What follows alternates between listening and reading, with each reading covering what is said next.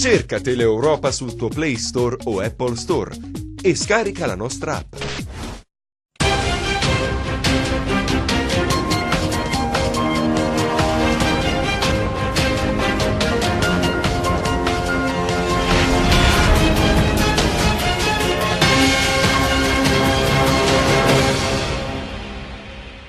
Buonasera dalla redazione di Teleeuropa Network, vediamo i nostri titoli.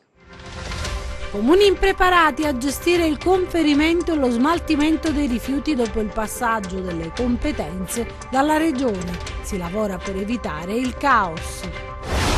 Hotel Il Fratello, al culmine di una lite accaduto nella notte a Settimo di Montalto, protagonisti 2 fratelli romeni, un'eredità contesa all'origine dell'episodio. È finito in manette il presunto autore della rapina messa a segno a dicembre scorso ad una farmacia del centro storico di Cosenza, il 40enne beccato dalle riprese di videosorveglianza.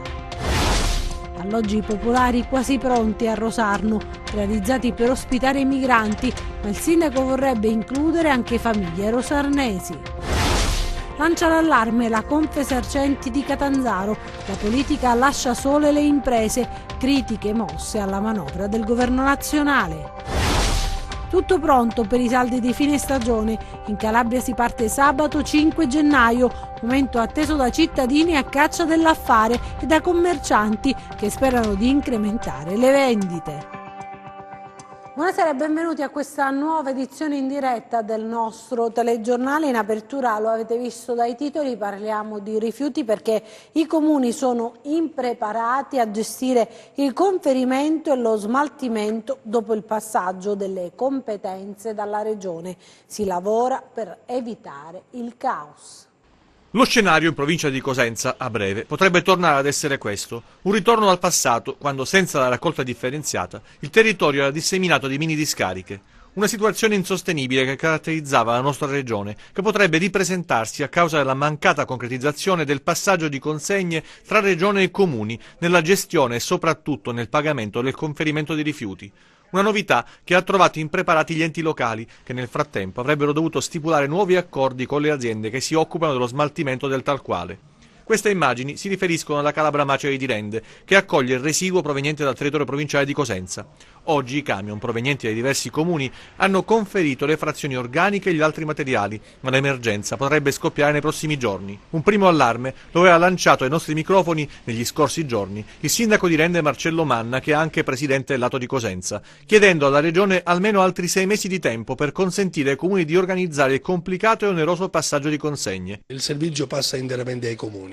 I comuni non sono attrezzati ancora, è necessario che si trovi un contatto e un momento di riflessione anche politico per dire che forse per altri 6 mesi, per un altro anno, la Regione deve ancora mettersi a fianco ai comuni e supportarli in questo percorso. Oggi in Regione si è lavorato per trovare una soluzione tampone. Forse non interesserà un lasso di tempo così ampio come richiesto da Marcello Manna, ma si va verso una proroga, una sorta di accompagnamento da parte della Regione ai comuni, una fase di transizione che renderà il passaggio meno traumatico. Pare però che si arriverà a questo compromesso soltanto se i comuni firmeranno gli accordi di subentro finora stipulati da una bassissima percentuale di enti locali. La cronaca adesso, tragedia sfiorata a Montalto Fugo nel Cosentino, una lite in famiglia nella notte culminata con un accoltellamento. Protagonisti 2 fratelli romeni, indagano i carabinieri.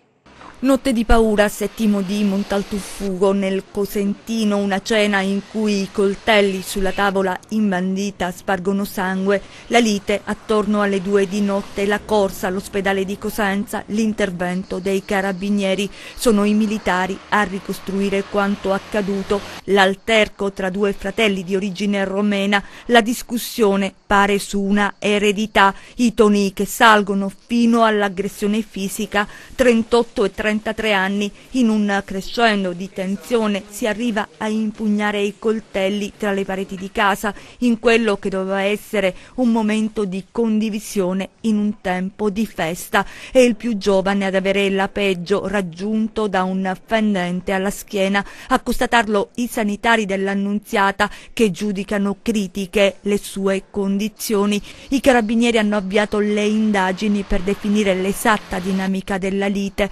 L'aggressore a disposizione dell'autorità giudiziaria. Fin qui la cronaca che proietta una famiglia finora normale in un vortice di violenza. Poco trapela al momento sui particolari dell'alterco generato dall'interesse, soldi che hanno avuto conseguenze gravissime. Uno dei fratelli ha rischiato la vita, l'altro i guai con la giustizia. Davvero una brutta storia. Restiamo nel Cosentino perché è finito in manette il presunto autore della rapina messa a segno il 19 dicembre scorso ai danni di una farmacia nel centro storico di Cosenza. Si tratta di un quarantenne individuato grazie alle immagini delle telecamere di videosorveglianza. Era il 19 dicembre scorso, un uomo armato entrò in una farmacia del centro storico di Cosenza, puntò la pistola contro due dipendenti, girò dietro il bancone e prese i soldi direttamente dal cassetto, circa 800 euro, poi si dileguò. Oggi i carabinieri hanno arrestato il presunto autore di quella rapina. Si tratta di un quarantenne individuato dai militari al termine di una intensa attività investigativa. Il giorno della rapina, prima di entrare in farmacia, l'uomo aveva ancora il capo e il volto scoperti. Solo quando si avvicinò al bancone si nascose sotto il cappuccio di una felpa. È stato così individuato grazie anche alle telecamere di videosorveglianza presenti nella zona e al successivo riconoscimento dei dipendenti della farmacia. I carabinieri, risaliti all'identità del quarantenne che abita nel centro storico, lo hanno denunciato alla Procura della Repubblica e oggi, a seguito dei gravi indizi di colpevolezza a suo carico, il GIP del Tribunale di Cosenza ha firmato l'ordinanza di custodia cautelare in carcere. Lasciamo solo per il momento la cronaca, parliamo di alloggi popolari che sono quasi pronti a Rosarno, realizzati per ospitare i migranti, ma il sindaco vorrebbe includere anche famiglie rosarnesi indigenti. Palazzine quasi ultimate, sono degli alloggi popolari costruiti con l'intento di dare un tetto agli immigrati, ma ora che sono pronti, o quasi, per il taglio del nastro, l'attuale amministrazione di Rosarno, guidata dal giovane avvocato Giuseppe Aidà, si pone l'interrogativo: destinarli agli italiani, ai migranti o a entrambi? L'intenzione dell'amministrazione sarebbe quella di puntare all'ultima ipotesi, accontentare un po' tutti i rosarnesi da una parte e famiglie dei migranti dall'altra. Sono 36 le palazzine di via Serricella finanziate nel 2012 dalla Regione Calabria con i fondi dell'Unione Europea per un importo complessivo di oltre 3 milioni di euro. Nel 2015, quando il comune era amministrato dal commissario prefettizio Filippo Romano, l'appalto delle 36 unità abitative è stato aggiudicato dalla ditta Scali con sede in Siderno e in base alla convenzione stipulata nel 2012 dall'allora sindaco Elisabetta Tripodi, gli alloggi dovrebbero essere destinati all'accoglienza e all'inclusione abitativa dei migranti, una formula che lega le mani agli attuali amministratori che vorrebbero, come abbiamo detto, ampliare la platea dei potenziali beneficiari a interessare tanto le famiglie dei migranti quanto quelle delle fasce povere di Rosarno. Una matassa che va sbrogliata col concorso della Regione, che ha il potere di sindacare sulle scelte da attuare. Pare che il sindaco Giuseppe Aidà si stia adoperando per invitare la Regione alla ragionevolezza. Ed ora ci spostiamo a Catanzaro, dove c'è l'allarme lanciato da Confesercenti: la politica lascia sole le imprese. Critiche alla manovra del governo nazionale, la Calabria, è stato sottolineato, è diventata il sud del sud. Le imprese si sentono abbandonate dalla politica e la Confesercenti a lanciare l'allarme nel corso di una conferenza stampa a Catanzaro. C'è preoccupazione sul futuro di commercianti e piccole e medie imprese per le conseguenze della manovra economica. La situazione del paese è difficile, è stato sottolineato, la manovra non aiuta, lo Stato non risponde e la Calabria è sempre più isolata. Rischiamo veramente di passare da una regione in cui è veramente difficile fare impresa stiamo passando ad una regione in cui diventa impossibile fare impresa, perché in questa manovra noi non vediamo nessuna linea guida che possa portare a uno sviluppo, non vediamo nessun abbattimento del cuneo fiscale e non vediamo nessuna agevolazione sull'assunzione, che è quello che ci aspettavamo. La Confesercenti sollecita un tavolo regionale per un confronto diretto con le istituzioni. Con le istituzioni a tutti i livelli, perché veramente stiamo arrivando a un punto di non ritorno, ma speriamo anche di stimolare l'opinione pubblica, perché ormai è un dato di fatto che in Calabria siamo assuefatti a qualsiasi tipo di azione ci venga fatto sulle nostre spalle. Secondo la Confesercenti la politica oggi è lontana dalle reali esigenze di chi, operando nel commercio, crea lavoro ed economia. In una regione dove non ci sono industrie, la piccola e media impresa è il cuore dell'economia, quindi noi assolutamente non ci sentiamo finora rappresentati, siamo soli, ci sentiamo soli, siamo preoccupati per i tagli ai comuni che sono stati portati in manovra, perché questo significa che il prossimo anno i comuni saranno obbligati o a ridurre i servizi o aumentare le tasse, chi non ce l'ha al massimo, e soprattutto non siamo contenti per queste clausole di salvaguardia, perché noi l'imprenditore per poter gestire e programmare i propri investimenti ha bisogno di certezze, e con questa spada di Damocle della clausola di salvaguardia noi la certezza non ce l'abbiamo, perché se è vero i dati che hanno dato l'ordine dei commercialisti, noi rischiamo un aumento dell'IVA del prossimo anno e un aumento di tasse intorno ai 25 miliardi, quindi assolutamente non possiamo essere soddisfatti da questa manovra. Aperti a Vibo Valentia gli uffici del Centro per l'Impiego alle prese nei giorni scorsi con l'emergenza Ratti, nessuna interruzione del servizio.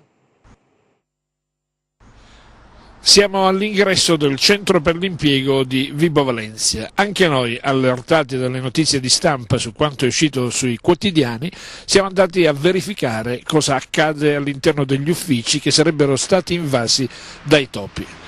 Entriamo e la sorpresa è evidente. Gli uffici sono aperti, in funzione già da ieri. Dunque, diversamente da quanto si poteva immaginare, gli uffici stanno erogando normalmente i servizi senza che vi siano state chiusure o interruzione delle attività. Sebbene non autorizzato a rilasciare dichiarazioni al microfono, il responsabile del Centro Provinciale per l'Impiego di Vibo Valentia, Gianluca Contartese, spiega che non c'è stata alcuna invasione di topi ed invita gli utenti a recarsi presso il centro regolarmente. Certo, non si può dire che all'interno degli uffici non si sia notata qualche traccia che possa far pensare alla presenza di roditori, anche perché non sarebbe la prima volta da quando il Centro Provinciale per l'Impiego è ubicato in via Giustino Fortunato, struttura che affaccia in aperta campagna. Ma tutto è sempre stato sotto controllo, senza particolari preoccupazioni, considerato che nello stesso stabile si trovano l'ufficio scolastico provinciale e un'associazione per ragazzi disabili. Comunque sia, anche per tranquillizzare operatori ed utenti, il responsabile del centro conferma di avere in ogni caso provveduto ad effettuare a proprie spese la pulizia dei locali, in attesa della disinfestazione che è sì necessaria ma non urgente. Il lavoro di pulizia ha quindi costretto ieri a spostare alcuni servizi al primo piano, anch'esso di pertinenza del centro, mentre oggi gli uffici sono stati aperti regolarmente e in perfetto ordine.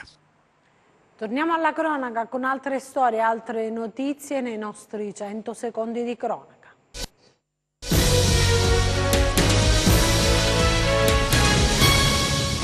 È stato lo stesso Michele Gullace, commissario provinciale della Lega per Salvini Premier di Reggio Calabria, a scoprire un foro causato probabilmente da un colpo di arma da fuoco sul cofano anteriore della sua auto, una Jeep, e denunciare l'accaduto ai carabinieri. Gullace, una dichiarazione, fa sapere di non aver ricevuto minacce. Confiscato patrimonio da circa 3 milioni di euro al pregiudicato di origine calabrese Carmelo Giovanni Tripodoro, considerato dagli inquirenti a capo dell'omonima Andrina operante nel Basso Lazio. L'operazione della Guardia di Finanza di Roma, il decreto emesso dal Tribunale di Latina, ha riguardato immobili, autoveicoli e quote societarie.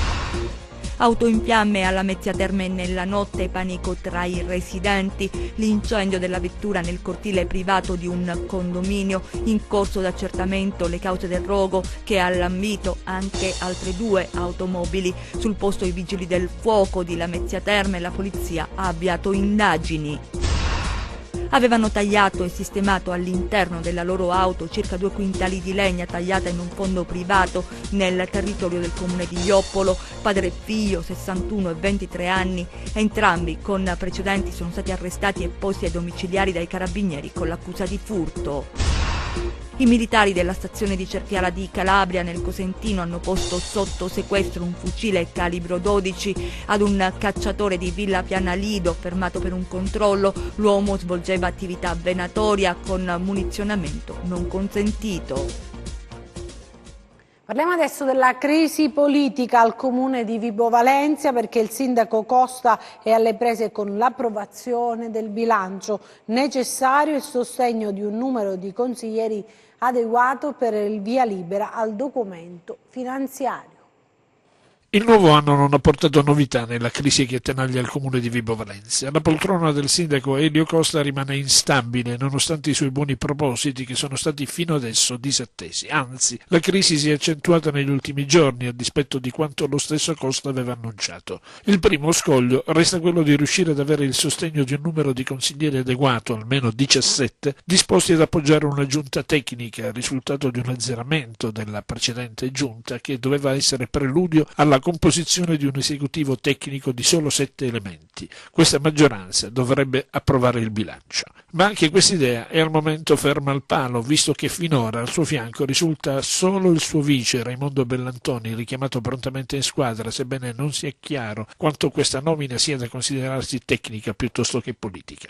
Costa aveva provato a far firmare un documento di fine consigliatura, convocando le forze politiche giusto per l'ultimo giorno dell'anno, ma nessuno si è presentato all'appello, tutt'altro. Vibo Unica, gruppo che fa capo a Stefano Luciano, da mesi dimessosi da presidente del Consiglio Comunale e non ancora sostituito dopo aver lasciato la maggioranza, ha bocciato in partenza l'idea di un governo a larghe intese, ribadendo il ruolo di opposizione, benché sia da considerarsi parte integrante della coalizione di centrodestra. A conferma di ciò, il particolare che un suo esponente, Giuseppe Policaro, è il vicepresidente della provincia. A bocciare tutti i tentativi di un governo di salute pubblica sono stati anche i progressisti per Vibo di Antonio Lo Schiavo, che invocano il ritorno alle urne in primavera. Ultima spiaggia potrebbe essere per Elio Costa, che altrimenti si trova praticamente isolato, il tentativo di un probabile supporto dell'ormai ex PD, perché il partito li ha ufficialmente licenziati diffidandoli dall'utilizzare ancora il simbolo, ma anche in questo caso la strada appare impervia se il capogruppo Giovanni Russo, in una sua personale presa di posizione, ha ribadito l'intenzione di non entrare mai in maggioranza. Regna dunque incertezza e confusione che si riflette sulla stabilità già precaria di una città che continua ad essere delusa dalla classe politica ed amministrativa. Si respira aria pesante a Palazzo Luigi Razza, soprattutto nella stanza del sindaco Elio Costa, che rischia di finire il suo mandato in anticipo, e sarebbe la seconda volta, 14 anni dopo la fine traumatica di quella sua prima esperienza da sindaco. Cambiamo ancora argomento, è tutto pronto per i saldi di fine stagione anche in Calabria. Si parte sabato 5 gennaio, momento atteso da cittadini a caccia dell'affare e da commercianti che sperano di incrementare le vendite.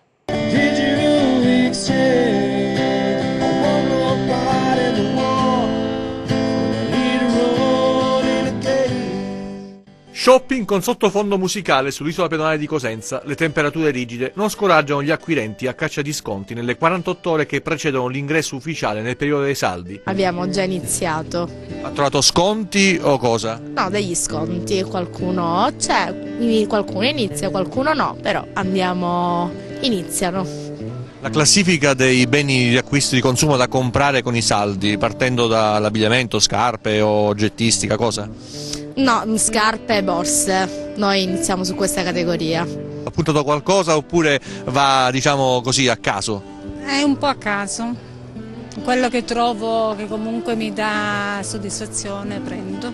Le statistiche ci raccontano di un budget risicato per gli acquisti a disposizione dei calabresi. Pare che ognuno spenda 120 euro, dati validi fino a prova contraria. Raddoppiata quasi, quindi ma ne approfittiamo in questi momenti. Molte vetrine dei negozi di Corso Mazzini mostrano le percentuali di sconto su abbigliamento e calzature, le categorie più gettonate quando si tratta di comprare a prezzo ridotto. Si va dal 30 al 70%, occasioni attese dai tanti che approfittano dei ritocchi per rinnovare il guardaroba. Abbiamo approfittato per non rimanere a mani vuote poi con i saldi. sicuramente ci sarà più affluenza e quindi ci sarà... Rischiamo di non trovare le taglie.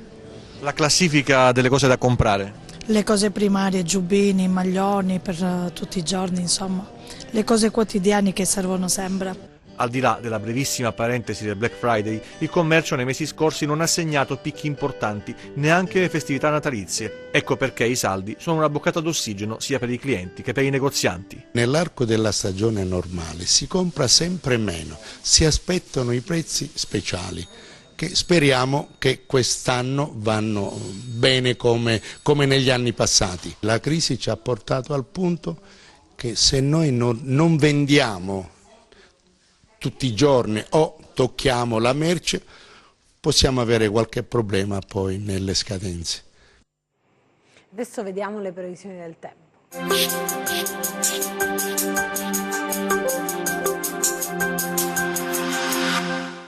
Siamo all'inizio di un'intensa ondata di gelo che sta già causando un calo delle temperature su tutta la nostra regione, ma che raggiungerà il suo apice tra le giornate di giovedì e venerdì, quando le temperature risulteranno di molti gradi al di sotto delle medie stagionali, almeno fino alla giornata di sabato.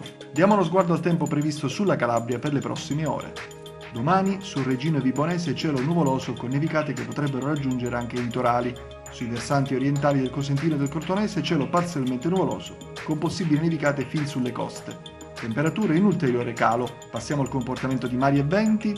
Domani mari molto mossi, con venti moderati dai quadranti settentrionali. Per essere sempre aggiornati sull'evoluzione delle condizioni meteo vi rimando, oltre al nostro sito www.meteoincalabria.it, anche alla nostra pagina Facebook Meteo in Calabria. Anche per noi è tutto, io mi fermo qui, grazie per averci seguito e buon proseguimento con i nostri programmi. Arrivederci.